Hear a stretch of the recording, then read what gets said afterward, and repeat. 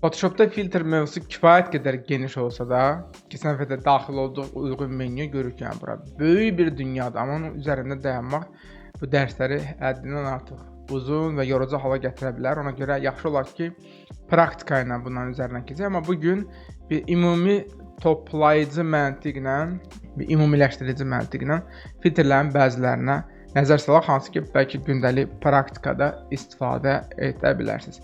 Dublikatını çıxardaq layerin, gələk və tabaxa görə filtrdə bizi nə gözləyir? Biz yaxşı olar ki, filtrlərdə blurla tanış olduqdan sonra bir də gedək onun tam əksinə, tam əks işi görən Sharp rejiminə. Blur nə edirdi bizdə? Götürürdü piksellər arasındakı kontrastı azaldırdı, yəni sanki pikselləri bir-birinə qarışdırırdı və bununla da netlik, dəqiqlik itirdi. Sharp'ın isə bunun tamamilə tərsinəsidir. Yəni şəkildə, fotoda mikro kontrastı artırmaq hesabında görüntünün detallarını kəskinləşdirir.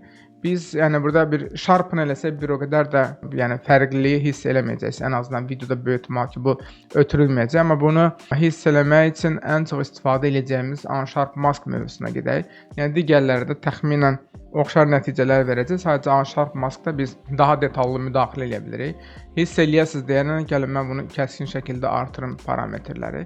Yəni yaxınlaşdırsaq da o fərqi daha aşkar hiss eləyə bilərik. Bizim xırda mikro detallarda kontrast az olanda şəklimiz daha bulanıq, qeyri-net, qeyri-dəqiq görünürsə, biz bu Sharp verməyin hesabına tünd və açıq hissələrin arasında fərq yaradırıq. Hətta fikir verirsinizsə bu kənarda o fərq həddən artıq çox olur. Düzdür, mən biraz anormal dərəcədə bunu çox elədim. Məqsəd burada bunu sizə çatdırmaq idi. Bunun nəticəsində şəkil daha kəskin olur, daha net olur. Məsələn, fotoqraflar bu filtrdən çox tez-tez istifadə edirlər. Əgər foto çəkilişdə, fotoda ümumi biraz netlik, dəqiqlik tələb olunursa, bu çatışmırsa, o zaman gəlib təbii ki, şitini çıxartmamaq şərti ilə müəyyən çərçivədə burada Sharp effektlər verilə bilər. Biz bunu necə eləyə bilərik? Biz bunu daha doğrusu harda istifadə edə bilərik? Manipulyasiya eləmisiniz, arxa fonda dağlar, dərilər, ön planda hansısa bir obyekt, detal, hansı ki o belə fokusda olmalıdır, dramatik olmalıdır. Sırf ön planda olan obyekti, arxa plandakı dağları, dərələrə deyil də, ön planda olan bir obyektə, bir məhsula biz Sharp verə bilərik ki, o daha kəskin görünsün. Burada da əsasən bir amount-a, bir də radiusa müdaxilə edə bilərik. Artıq hiss elədiyiniz kimi, anladığınız kimi, yəni radiusu artırdıqca biraz realistik görüntü itir. Ona görə də ən yaxşısı elə çox vaxt buranı 1 pikseldə saxlayıb sadəcə amount-la oynayırıq ki, şəkildə müəyyən qədər netlik olsun. O bizə kifayət edər. Yəni söndürüb yandırsaq, xüsusən də bu xırda detallarda biz o fərqi görə bilərik. Biz su damcılarında həmin fərqi hiss eləyə bilərik. Yəni Sharpla bağlı əsasən bilməli olduğumuz məqam bu. Yığışdıraq, dublikatını çıxardaq layerin. Gedək filtrlərdə faydalı olacaq başqa hansına baxaq. Baxaq Stylize bölməsində olan məşhur bir filtr, o da Oil Paint. Ümumiyyətlə tövsiyə edərdim ki, bu filtrlərin üzərindən bir-bir keçib sadəcə eksperiment aparasınız. Yəni buna hər birinin üzərində dayanıb nəyisə izah eləmək heç bir faydası olmayacağı bir iş olar. Ona görə ən yaxşısı İstənilən bir şəkil götürün, gedin. Məsəl üçün mən indi burada Stylize-da ancaq göstərəcəm Oil Paint, amma digərlərin üzərindən keçib bir eksperiment aparın, baxın görək bu filtrlər şəkilə hansı formada təsir edir. Götürək Oil Paint-i, yağlı boya effektidir. Bu əslində nisbətən Photoshop filtrlərinə nisbətən sonradan gəlmiş çox saylı filtrlərdən biridir. Əslində previewda da burada da görünür. Şəklimiz 49% miqyasdadır, yəni Ctrl 1 eləsək, real ölçülərə 100%-ni miqyasa gətirsək, görərik ki, həmin o dəyişiklik burada da hiss olunur. Yəni şəkilə sanki Van Gogh sayağı bir toxunuş eləmiş oluruq. Oil Paint adı üzərində sanki şəkil yağlı boyayla çəkilib belə bir ab-hava yaradır. Parametrlərə gəldikdə isə Stylize-ı gəlin elə buradakı previewdən daha yaxşı görə bilərik. Stylize-ı artırdıqca biz burada sanki yağlı boyayla çəkilmiş, yəni fırça izlərinin görüntüsünü artıra bilirik və ya bunu tutaq ki, daha kiçik miqyasda edə bilirik. Cleanliness-i artırdıqda isə yenə də bura baxaq, elə burada daha yaxşı görünəcək. Azaldanda daha net, daha çox sayılı xırda detallar olacaqsa, cleanliness-i artırdığımız anda bu xırda detallar gedir. Obrazında isə daha təmiz olur təsvirimiz. Scale-a gəldikdə isə bunu artırdıqda yenə də fırça izləri daha aşkar mı görünsün, yoxsa daha xırda mı olsun, bu atmosferi vermək üçün istifadə edə bilərik. Bristle Detail-ə gəldikdə isə ümumiyyətlə yəni bunu ən az eləyək. Bizim burada parlaqlığımız azalırsa, sanki yağlı boya izlərində, fırça izlərində, biz bunu artırdıqda isə həmin o izlərdə, fırça izlərində daha da net, daha parlaq görüntü olacaq. Əslində o işığı ümumiyyətlə biz buradan tamamilə yığışdıra bilərik. Yəni sanki bir həcmlilik yoxa çıxacaq biz bu parametri götürdüyümüz anda. Burada işıq bucağını dəyişməklə isə aşağıda lighting parametrində işıq bucağını dəyişməklə isə ümumi bu fırça izlərindəki işıq və kölgə oyunlarının görüntüsünü, istiqamətini və s. dəyişə bilərsiniz. İşıq effektini daha aşkar hiss elətdirmək və ya daha az göstərmək də eyni qaydada mümkündür. OK basdıqdan sonra adi bir foto bizdə olacaq. Əslində kifayət qədər maraqlı görüntüdə olan bir yağlı boya tərzində. Van Gogh'un əsərlərini xatırlada bilər, təbii ki ona oxşaması da, amma xatırlada bilər. Oil paint sevdiyimiz və bəzən də reklam materiallarında, reklam kommunikasiyalarında istifadə edilən filtrlərdən biri. Burada faydalı olacaq şeylərdən biri, bölmələrdən biri heç şübhəsiz ki noise.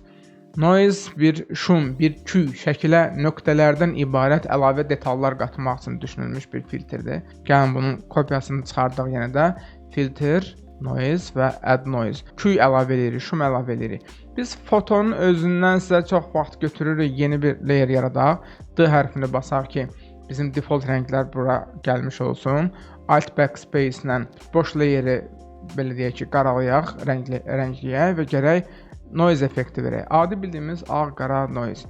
Biz burada miqyası artırıb azaltmaqla qara fon üzərindəki bu ağ nöqtələrin, ağ küylərin sayını, həcmini, intensivliyini dəyişə bilirik.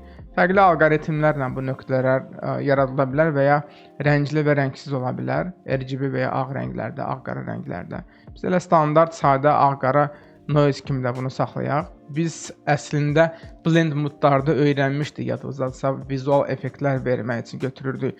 Qara fon üzərində, məsələn, tüstü, qara fon üzərində hansısa ulduz effektlərini layerin üzərinə gəlirdi. Bu da həmin məntiqləndir. Yəni qara layeri normal rejimdən tutaq ki, screen-də daşımış olsaq, sanki bir fotonun üzərinə belə köhnə vintaj üslubda kağıza çap olunmuş təsvir effekti yaratmaq üçün bu fotonun üzərinə ağ nöqtələri, ağ noizi əlavə eləmiş olduq. Yəni məntiqi bu, təbii ki, effektin gücünü azaltmaq üçün, dozasını azaltmaq üçün də layerin şəffaflığına və ya filinə də müdaxilə eləyə bilərik. Bizim filter gallery'də bir dənə ayrıca bir bölməmiz var, hansı ki, tamamilə başlı başına bir az qala belə bir ayrıca bir filtr dünyasıdır, filter gallery. Filter gallery'yə girəndə isə fərqli artistik üslubda, fərqli sənət formalarında, təsviri sənət formalarında, nə bilim, şəkil çəkmə, rəsm çəkmə üslublarında filtrlər var, hansı ki, eksperiment edib hər birinin hansı nəticəyə gətirdiyini görə bilərik. Yəni bunların sonunda, bu filtrlərin sonunda şəkillərimiz hansı görüntü alacaq, onu görə bilərik, onu test edə bilərik. Burada hər birinin sağ tərəfdə parametrlər olacaq, hansı ki, o parametrlərə müdaxilə eləməklə bizə təklif olunan ilkin variantdan tamam fərqli görüntülər ala bilərik. Yəni bunların hər biri hansı halda, hansı situasiyada istifadə olunacaq, bu ilə bağlı bir şey deyə bilmərik. Yerinə görə eksperiment aparıb baxmaq lazımdır. Məsələn, burada ağ-qara oldu, yəni bəzi görüntülər, burada yaranacaq bəzi görüntülər sırf sol tərəfdəki foreground və background rənglərdən asılıdır. Yəni məsəl üçün, gəlin bunu yığışdıraq, elə bu layerimizin duplikatını çıxardaq. Gəlib biz bura rəng olaraq tamam belə fərqli, bir o qədər də əlaqəli görünməyən iki rəng verək. Əslində kifayət qədər əlaqəlidir. Hətta gəlin belə eləyək. Elə bir dəfəlik təsvirimizdən rəngləri götürək. Filter və filter gallery bölməsinə daxil olsaq və görürsünüz ki, biraz əvvəl ağ-qara kimi görünən bir görüntü indi bizim o foreground və background'ın rənglərinə uyğun olaraq burada dəyişmiş oldu. Tutaq ki, hansısa bir effekt xoşunuza gəldisə, parametrlərlə təbii ki, oynayıb, ölçülərlə oynayıb baxa bilərsiniz ki, hər görüntü təsvirə, hər effekt, hər plugin, hər filtr daha doğrusu təsvirə hansı görüntü verəcək. Filtr mövzusunun üzərində çox dayanmaq istəməzdim. Yeganə olaraq bizim burada ayrıca bir bölməmiz var. Əslində bu iki xəttin arasında olan beldəki bölmələr, hətta neural features özü belə ayrıca ayrı bir mövzudur, başlı başına ayrı bir mövzudur. Hətta bəlkə hər bir neçə dərsdən ibarət başqa bir mövzular toplusu ola bilər. Biz yeganə burada praktikada çox istifadə edəcəyimiz, aktiv istifadə edəcəyimiz bölmə olan Camera Raw-ya ayrıca bir mövzuda toxunmaq istərdik. Ona görə də siz buradakı filtrlərlə fərqli eksperimentlər aparıb,